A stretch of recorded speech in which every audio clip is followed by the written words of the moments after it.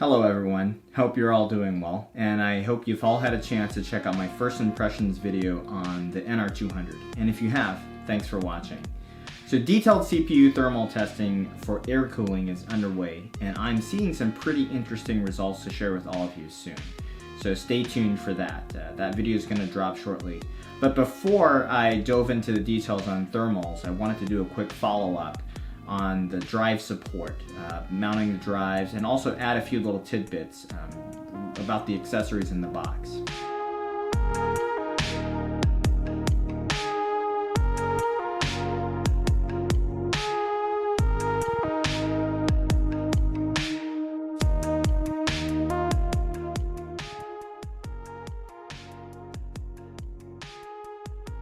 So as discussed in my initial impressions review, this case is all about the small footprint, small details. So I studied the accessories box to get a better idea to see if Cooler Master threw us any Easter eggs. Well, as it turns out, there are actually quite a few. If you saw the initial build I did on this case, you might recall that I recommended installing the 2.5-inch drive to the right before putting in the PSU shroud. And that's because the PSU shroud blocks access to at least two of the screws. It's basically impossible to screw in with a PSU shroud in place. So that doesn't change. If you're screwing in the drives, definitely still mount the drive first. You technically could unmount the PSU, but if you've plugged cables in, you'll have to unhook them all. So that's more trouble than is necessary because you could just mount the drive first. But after analyzing all the components and taking a second look at all the accessories in the box, I see another gem that Cooler Master threw away, at least in the realm of drive mounting.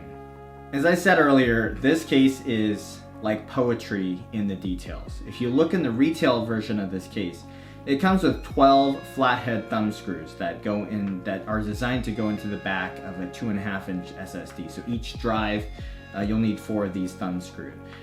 It also comes with 12 rubber grommets. These rubber grommets fit into distinct cutouts that go into the case panels and also the PSU shroud. They allow the drive to simply be inserted into the panel. It's pure genius, and to demonstrate it, I took out the screws and I remounted them using their solution. Now, keep in mind, it's not 100% secure since you're not screwing it in. And as I was reinstalling the cables, the drive did shift a little bit. So if for whatever reason you move your computer a lot or you travel with it, I would consider using screws. Or just use something like an NVMe drive. In addition, they've also included 4 Phillips head mounts, similar screws that go into a 3.5-inch drives. I know not many people use 3.5-inch HDDs in the 2020 build, but for those of you that are thinking about it, just either for more storage or you have the drive lying around, I would caution against this type of mounting. Even though it technically fits, the increased weight and sensitivity of 3.5-inch drives warrants a more secure method.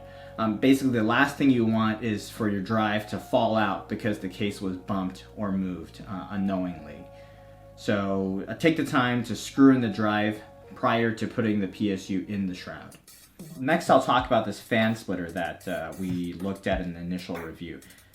As you might know, ITX boards often have just a few fan headers. Like on this X570 Aorus ITX board, there's only 2. So one of them is a CPU header, the other one's the only one you can use for a case fan. So if you want to run more than one case fan, you would be best served using a splitter cable like this one here. And this is the one that Cooler Master provides. And what this does is it splits the PWM connection to 3 fans. You can hook up additional splitters to each of these terminals if needed. You'll get the same PWM signal no matter what. So if you really need to reduce one of the fans, you'll have to use something like a voltage adapter, like a knock to a low noise adapter, or a fan that runs at a lower speed. The other reason you'll want to run the splitter right away, even if you're only using a single fan, is that ITX boards are super tight on space. So if you want to swap out the fan or add additional fans down the road, you would have to take out some cables, remove some of the components in order to get to access those headers. But if you have the splitter connected, you can just keep this tucked away here close to the top, zip tie it down or something like that. And whenever you're mounting fans, you can just connect them to the splitter instead. So you're basically future-proofing your setup. For the Cooler Master fan splitter, you'll notice that one of them is red, and that's different from all the other ones. And the reason for that is because it's a 4-pin PWM connector, which means that the 4th pin will be relaying the fan's RPM back to the controller, so either a fan controller or your motherboard. If you're just connecting a single fan, I would connect it to the red one so that you can get the RPM info back at your system. Now that doesn't mean that the 3-pin ones don't get the same PWM signal. They still get the same signal and they'll operate accordingly. However, you won't get the RPM download. So if you're running similar case fans and more than one of them, that should be just fine since the RPM will all be the same within a margin of error. If you're running different case fans, like say the 92mm one and the 120mm ones that they included, you'll have to pick and choose which one you get a download from. It's not a huge deal since it's more like informational purposes.